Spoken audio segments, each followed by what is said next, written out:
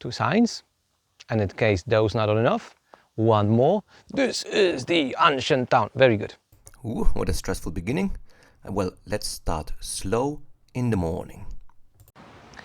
Another day, another little town, and mind you, they're all pretty much in the end the same. You've got the little lanes, you've got the white houses and everything, but I think that in the end you're never going to get tired of them. They do have this particular charm that they have, simply. So the place is called Myrtos. We are now in the east, and today we're going to take it easy because after several days of running around like crazy, we're kind of tired. So probably there's going to be a ruin or two on the way, but basically 2 towns. We're going to jump for a moment to Yerapetra and then stay in Sitia. So let's see what interesting things we can find out in those towns. Of course, the place is has plenty of those artistic little bits and pieces. So here, a window frame that's not a frame anymore. It's a piece of art, which is great. I love this door here, but my favorite part are those tiles, and that's what's missing from the archaeological sites we're visiting. Today, it's basically a rubble, so all the stones, but it should look like this. It should be full of colors, full of frescoes, and this is exactly how those places used to look like. So off we went in search of more. The first thing you'll notice is that southeastern Crete is pretty much vegetable central of the island. On the way, that's pretty much the only thing you'll see, plenty of greenhouses. Now the idea was to go slow, stop maybe on the way in a place or two. So the first stop is a town called Yerapetra, and we wanted to see a medieval castle, and guess what? Another one that's closed. But more interesting, one of the few remaining pieces of Islamic culture on the island with an interesting symbol. You may know it as the Star of David. Well, here they call it the Solomon Seal. It's not only Jewish. Moving on, very soon we saw that. Well, if there's a sign about an ancient town, of course we're gonna start looking for it. So off we went again, and this time these were the roads. So we were like, maybe we've gone the wrong way, but then another sign, and every 500 meters or a kilometer there was another sign. So we kept on moving, and there was another sign, we kept on moving, and each time the road was worse and worse. I actually haven't videoed everything, but let me tell you, this is the proper part. So eventually, that's why the stressful beginning. At the very place itself, we saw 3 signs in one place. And guess what happened next? Well, nothing. There was pretty much that. Some stones, basically a pile of rubbish. Now, officially there's something going on, as you can see, but, well, nothing really. No signs describing anything. There's that place in the background. I don't know whether it was some kind of a warehouse or maybe it was a cemetery. No idea. Basically, after all the driving through all the small roads, that was a little disappointment, I'd say. So one thing that was not a disappointment were the views. But on this island, well, that's nothing new. So yes, big disappointment until we moved on. We went to our next town, Sitia, and there was a little museum. And in the museum, finally, some proper explanation. And there you go. Turns out the place has some rather fascinating history. So here are some coins, but more interesting is the fact that this is the last place where ancient Minoan language was spoken. Those people were called Eteo-Cretans, the true Cretans. But anyway, let's go down to Sitia. Sitia may be small, but a very important person was born here in the middle of the 16th century, a gentleman called Vincenzo Cornaros. He is, as you can tell by the name Vincenzo, from a Venetian noble family, and actually his brother started a very interesting group of people, kind of a literary club in Heraklion, in Candia of the time, and of course it was all in Italian, in Venetian. But this Vincenzo Cornaros, when he wrote his main piece, he wrote it in the local dialect of Greek. So that's a great example of the Cretan Renaissance, of two cultures melting into one, two identities. And the thing he wrote, a huge epos called Erotocritos, in verse, became pretty much one of the most important pieces of Greek literature till the very day. It influenced plenty of people. It actually influenced local culture. There's a culture of mantinada here. He wrote his piece in something I cannot remember in English. There's a specific word based on Latin. Anyway, every verse has 15 syllables, and there's a special word for it, doesn't matter. What matters for us is it has a rhythm and it has a rhyme. So that pretty much created or influenced the culture of mantinadas, where you have kind of little limericks, really. So you say 2 lines of 15 syllables each with a rhyme and a rhythm that should have some kind of a idea to it. Either they're funny, or they're about heroism, or they're about drinking, or about love, doesn't matter. But there's always kind of a point to it. Turns out it's not a simple thing to hear a mantinada. I was asking locals to tell me, some, and actually very few wanted to. Either they were shy of the camera, they didn't have a mantinada to say just like that, on the spot, or they had no idea what I'm talking about. So obviously the mantinadas are not as important as fame makes it, or they became forgotten with time. But I'm not going to give up. I'm going to keep asking. And if I don't find people who want to tell me a mantinada, I am going to invent my own. So here's a mantinada on the pocket knife, and 2 people who actually told me one. Βγάλτε μου εισιτήριο να φύγω την Τετάρτη, για δεν μπορώ να τη θωρώ την Κρήτη από το χάρτη. Σαν παντρευτείς να μου το πεις νωρίτερα 2 μέρες, να κάνω τα κουμάντα μου, να παραγγείλω σφαίρες. So that's the real side. It's going to be a bit difficult to walk because there is plenty of traffic. That's how it looks like in reality. Many places are closed, I'm sorry to say, but it doesn't look so happy as the port side shows you. I guess real life. But here I think I'm gonna say goodbye for today. It's time to tango, it's time to get some food. So maybe I'll do something more, maybe not. Let's see what comes next. For the moment, goodbye.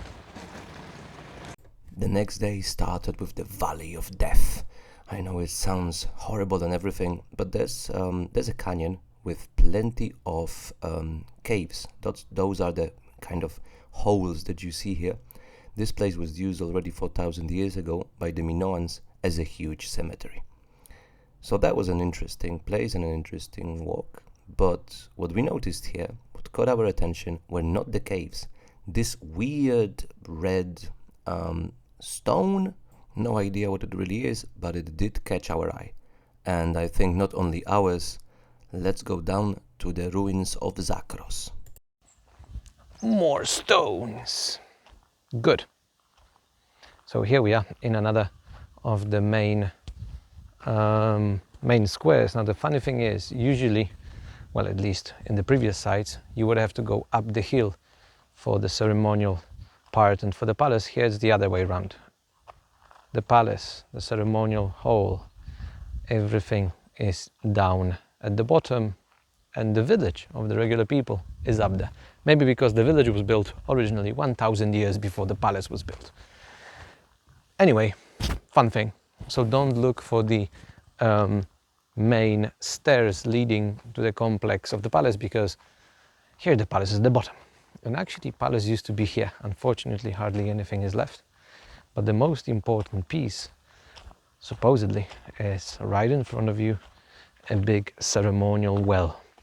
Water played an important part in the religion, we assume. So this was most probably the very center of the palace complex, which used to be all around us. Unfortunately, hardly anything is left. The ceremonial part was on the other side, much more is left. There used to be the treasury, the main banquet hall, and an archive. And this time there's no gypsum. This time you're gonna find the rock, which I liked so much back in the gorge. So my guess is the red color you're gonna see right now is a paste made of that red rock. So here used to be some kind of a shrine, or maybe a place to prepare for religious duties, but there's more red color, as you can see, prevalent. But here, with those rocks around us, let me tell you a couple of things why this place is so important.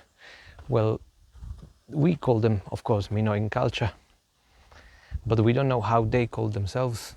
Their language is lost to us. We cannot read their script, so-called linear A.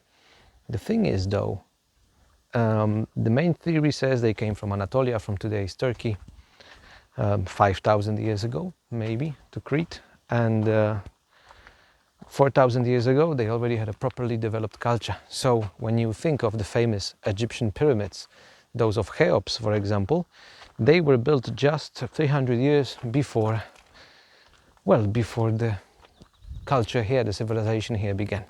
So roughly 1,500 years ago, this was already a fully fledged civilization. And here, fortunately, in this place, everything is nicely explained. There's a proper photo of how it may have looked like, and it looks pretty, I would say, civilized. So here's the thing. The culture is destroyed by cataclysms, but then comes the first Greek invasion, the so-called Mycenaean culture, proto-Greeks, we may say. So when they come here, although civilization is destroyed, the people are still here. The ruins are still here. The script is still here.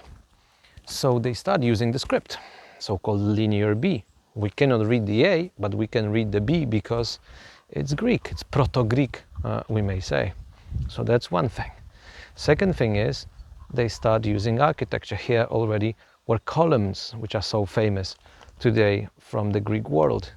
So they start, well, copying what they found here, and they start creating the first Greek civilization, Mycenaean civilization. And we can safely assume that if they started copying architecture, scripture, maybe they also started copying politics and social divisions, social life of the Minoans.